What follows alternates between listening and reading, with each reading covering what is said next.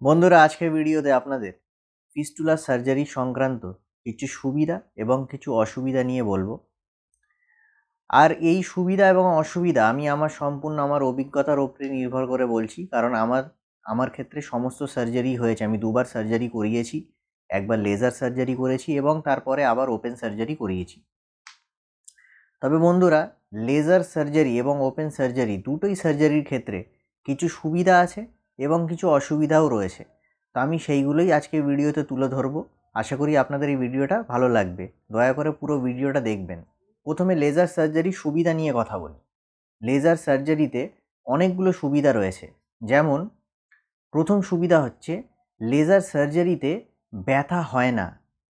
কারণ অনেক লোক জিজ্ঞেস করে যে ফিস্টুলা সার্জারিতে ব্যথা কত হয়। তবে বন্ধুরা, আপনাদের বলে দিই, লেজার সার্জারিতে কোনো রকমেরই ব্যথা হয় না। অপারেশনের সময়ও হয় না, অপারেশনের পরেও হয় না। তো এই ক্ষেত্রেই লেজার সার্জারিকে আপনারা একটা পেনলেস অপারেশনও বলতে পারেন, পেনলেস সার্জারিও বলতে পারেন। দ্বিতীয় সুবিধা হলো, লেজার সার্জারিতে দীর্ঘ সময়ের বেড রেস্ট নেই। লেজার সার্জারি করতে শুধুমাত্র 4 ঘন্টা সময় লাগে। 4 ঘন্টা পরেই আপনাকে ডিসচার্জ করে দেবে এবং আপনি বাড়ি ফিরে এসে বাড়ির মধ্যেই হাঁটা চলাফেরাও করতে পারবেন। যার ফলে আপনি বুঝতেই পাচ্ছেন, লেজার সার্জারিতে কোনো রকমের দীর্ঘ সময়ের বেড রেস্ট নেই। এবং দ্বিতীয় সুবিধা হচ্ছে, লেজার সার্জারি 3 থেকে 4 দিন পরে আপনি বাইরে আপনার কাজও জয়েন করতে পারবেন। আপনি অফিসে যেতে পারবেন, আপনার কোনো বাইরের কাজ থাকলে সেটাও আপনি করতে পারবেন।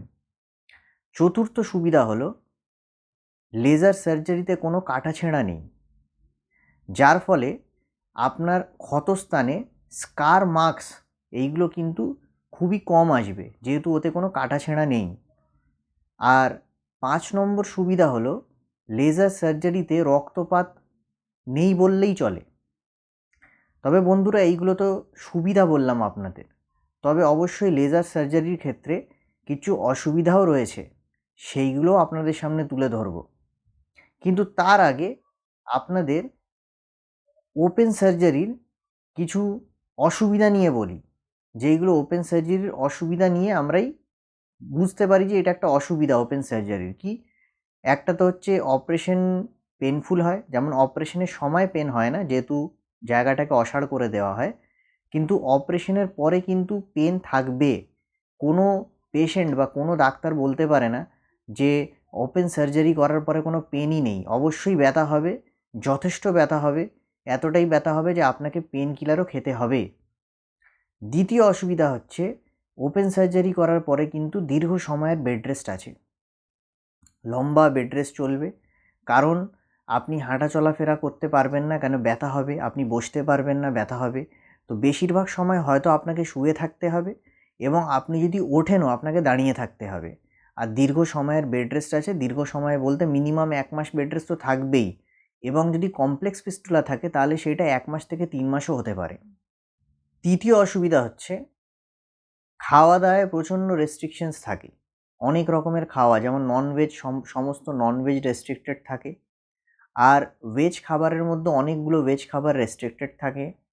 তেল, মশলা, স্পাইসেস এইসব খাওয়া সব রেস্ট্রিক্টেড থাকে। রিচ ফুড সব রেস্ট্রিক্টেড থাকে। জাঙ্ক ফুড, রিচ ফুড এগুলো চলে না। কিন্তু যখন আমি লেজার সার্জারি করেছিলাম, তখন কিন্তু আমার কোনো রকমের খাবারের তেমন রেস্ট্রিকশনস ছিল না। ডক্টর আমাকে বলেছিল, লেজার সার্জারির ক্ষেত্রে আপনি যে কোনো খাবার খেতে পারেন, আগের মতো নর্মালি খেতে পারেন। তবে বন্ধুরা, আরও অনেকগুলো অসুবিধা রয়েছে ওপেন সার্জারির ক্ষেত্রে। যেমন আপনি তাড়াতাড়ি কাজে জয়েন করতে পারবেন না। তারপরে অনেকটাই কাটাছেঁড়া থাকে। ক্ষতস্থানটা যেহেতু অনেকটা কাটাছেঁড়া থাকে, অনেক বড় ক্ষত তৈরি হয়। তো দীর্ঘ সময়ের একটা ড্রেসিংয়ের ব্যাপার আছে, ওইখানে কিন্তু একটা দীর্ঘ সময়ের ড্রেসিং চলে। তো ড্রেসিং আপনি বলতে পারেন 1 মাস, 1.5 মাস এরকম ড্রেসিং চলতে থাকে, যতক্ষণ পর্যন্ত পুরো ক্ষতটা আপনার হিল হয় না। তো আপনাকে ড্রেসিং করতে হবে। আর আরেকটা অসুবিধা আছে বন্ধুরা, যেহেতু এটা ওপেন সার্জারি, কাটাছেঁড়াটা অনেকটাই বড় থাকে এবং ক্ষতটা অনেক বড় থাকে। তো আপনাকে অনেকটাই সাবধান থাকতে হবে, কারণ যদি আপনি অসাবধান হন তাহলে কিন্তু ওই জায়গাটা ইনফেকশন হতে পারে। এই জন্য ওই জায়গাটা অনেক পরিষ্কার পরিচ্ছন্ন রাখতে হবে এবং হাইজিন মেনটেন করতে হবে। তাহলেই জায়গাটা তাড়াতাড়ি সারবে। এবং প্রচুর জল খেতে হবে, হাইড্রেটেড থাকতে হবে, আর চেষ্টা করতে হবে যেন কনস্টিপেশন না হয়। কনস্টিপেশন হলে কিন্তু এখানে ক্ষতি হয়ে যাবে, সমস্যা হবে। তবে বন্ধুরা, যেমন আপনাকে লেজার সার্জারির আমি সুবিধাগুলো বলেছি, এবারে অবশ্যই আপনাদের অসুবিধাগুলোও বলবো। তো লেজার সার্জারিতে অনেকগুলো পদ্ধতি ব্যবহার করা হয়, তার মধ্যে সবথেকে বেশি যেই পদ্ধতিটা ব্যবহার করা হয় সেটাকে বলা হয় ফাইল্যাক, তার মানে FILAC, যার ফুল ফর্ম হচ্ছে ফিস্টুলা লেজার ক্লোজার। এই পদ্ধতিটাই বেশিরভাগ সার্জনরা ইউজ করে লেজার সার্জারির ক্ষেত্রে। তবে বন্ধুরা, সবথেকে বড় ডিসঅ্যাডভান্টেজ হচ্ছে এই সার্জারির সাকসেস রেটটা কিন্তু খুবই কম। তবে আপনি যদি গুগলে সার্চ করে দেখেন, আপনি দেখবেন এই সার্জারির সাকসেস রেট শুধুমাত্র 63 থেকে 70% আছে। তবে আপনি বুঝতেই পাচ্ছেন সাকসেস রেটটা খুবই কম। তার মানে আপনি যদি লেজার সার্জারি করেন, আপনি বেনিফিটস তো প্রচুর পাচ্ছেন, কিন্তু আপনার যে ফিস্টুলা রোগটা আছে এটা যে সম্পূর্ণভাবে নির্মূল হবে তার কোনো নিশ্চয়তা নেই। তার মানে আপনি অপারেশন করার পরে কিন্তু আবার এই রোগে ভুগতে পারেন, আবার আপনার ফিস্টুলা হতে পারে। এবং আমার ক্ষেত্রেও এটা হয়েছে। আমি লেজার সার্জারি করেছি, করার 3 মাস পরেই আমার আবার ফিস্টুলা হয়েছে। এবারে বন্ধুরা, আপনার কাছে যেহেতু আমি ওপেন সার্জারির অসুবিধাগুলো বলেছি, এবারে ওপেন সার্জারির সুবিধাগুলো আপনাদের বলি। যেমন আপনি ওপেন সার্জারির ক্ষেত্রে দুটো প্রসেস মোস্টলি ইউজড হয়। দুটো প্রসেস ডক্টররা সবথেকে বেশি ব্যবহার করে, একটা হচ্ছে ফিস্টুলোটমি আর আরেকটা হচ্ছে ফিস্টুলেক্টমি। তবে বন্ধুরা, দুটোর সাকসেস রেটই আমি আপনাদের বলবো। আপনিও যদি গুগলে সার্চ করে দেখেন যে ফিস্টুলোটমির সাকসেস রেট কত আর ফিস্টুলেক্টমির সাকসেস রেট কত, দুটোই কিন্তু আপনারা গুগলে দেখতে পারেন। তবে ফিস্টুলোটমির ক্ষেত্রে যদি সিম্পল ফিস্টুলা থাকে তাহলে সাকসেস রেট 90 থেকে 100% আছে। তাহলে বুঝতেই পাচ্ছেন প্রচণ্ড হাই সাকসেস রেট রয়েছে। এবং যদি কমপ্লেক্স ফিস্টুলা থাকে তাহলে কিন্তু 90.9% সাকসেস রেট রয়েছে। এবারে বন্ধুরা, আমরা ফিস্টুলেক্টমির ক্ষেত্রে আসি। ফিস্টুলেক্টমি সার্জারির সাকসেস রেট যদি সিম্পল ফিস্টুলা থাকে তাহলে 95% পর্যন্ত সাকসেস রেট রয়েছে। এবং যদি কমপ্লেক্স ফিস্টুলা থাকে তাহলে 60 থেকে 90% সাকসেস রেট রয়েছে।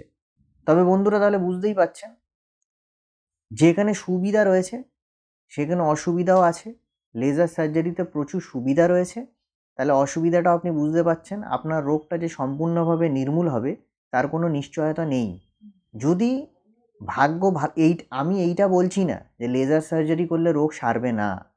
হতেই পারে যে কিছু কিছু লোকের রোগ সেরেও যায়। যদি আপনি পার্সেন্টেজে যান, যেহেতু সাকসেস রেটের একটা পার্সেন্টেজ আছে, তার মানে 100টা লোকের মধ্যে 60টা লোক সেরে যায়, বাকি 40টা লোকের পুনরায় আবার এই রোগটা হয়ে যায়।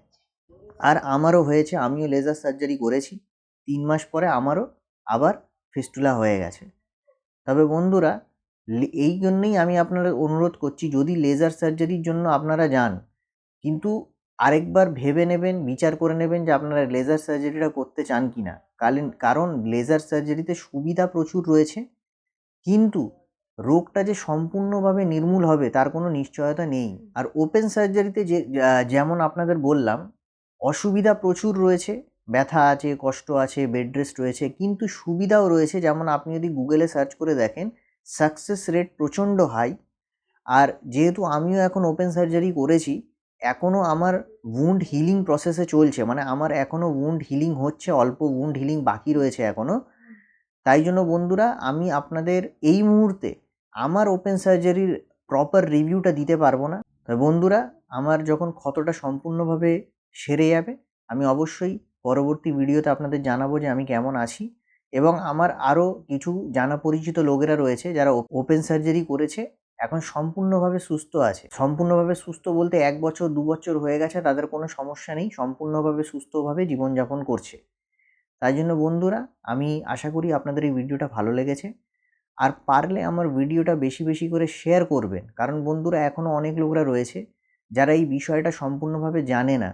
তাই জন্য বন্ধুরা, আপনাদের অনুরোধ করছি ভিডিওটা বেশি বেশি করে শেয়ার করবেন, তাহলে অনেকেই এই বিষয়টা জানতে পারবে, তাদের অনেক উপকার হবে।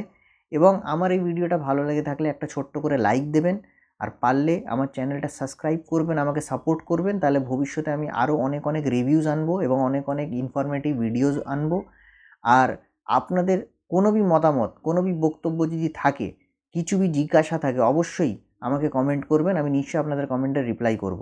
ধন্যবাদ ভিডিওটা দেখার জন্য।